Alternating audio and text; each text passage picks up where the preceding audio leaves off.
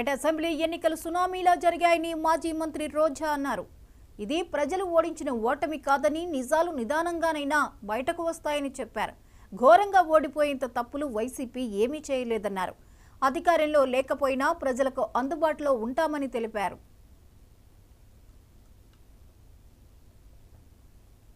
Assembly ఎన్నికలు సునామీలా జరిగాయని మాజీ మంత్రి రోజా అన్నారు.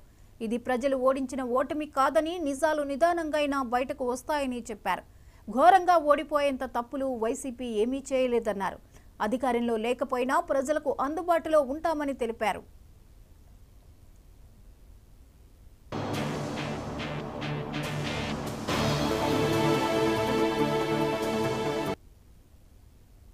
అర్ధరాత్రి నుంచి దేశవ్యాప్తంగా ఆన్లైన్ పాస్పోర్ట్ సేవలు